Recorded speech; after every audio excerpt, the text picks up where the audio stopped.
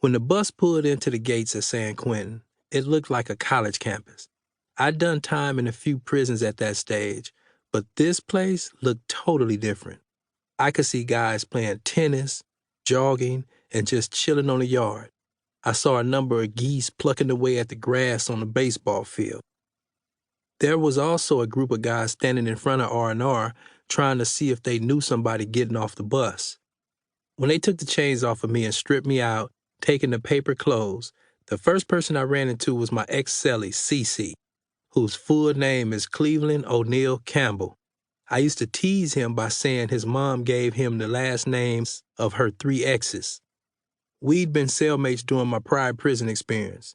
He was an R&R worker, and the guy whose job it was to hand my naked ass a roll of clothes. He told me who was there that I would know and what San Quentin was like. All of us were placed in different holding cells. Cece brought me all kinds of extra chips, cookies, and sandwiches. He also brought me new clothes that actually fit.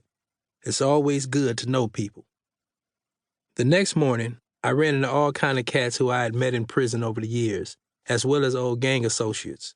But it was 2 guys in particular I wanted to see. One was my friend Kenyatta Leal from Centinela. He was an all-around good dude. The other was Troy Williams, who I wanted to ask about getting into the film school. I eventually ended up seeing Troy in the shower area. He told me that unfortunately the Discovery Channel project was over, but they had left their equipment. He invited me down to the media center where they had about 8 iMac computers.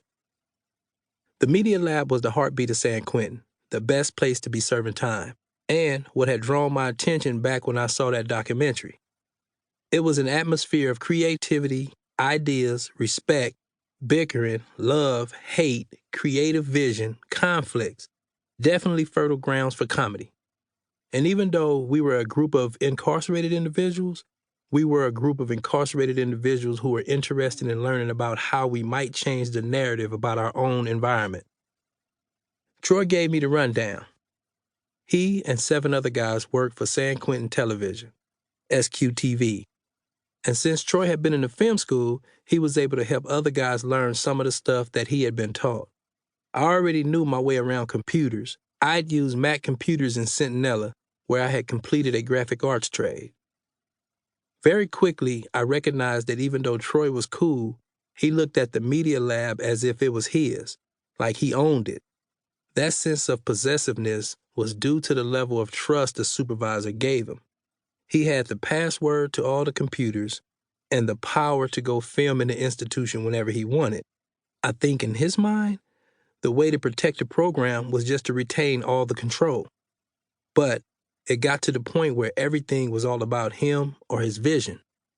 During meetings, we'd have these grandiose conversations about production and the best way to create good videos or PSAs, but there were no practical lessons imparted. I soon figured out that whatever I wanted to learn, I would have to teach myself. The media lab is where I first met Nigel. She started coming in to talk about photography and how to observe everything you see in a photo and map it, which means offering your thoughts and insights. I wasn't in the group initially, but I was always around, and Nigel seemed cool and professional. She was constantly having a meeting or working on something.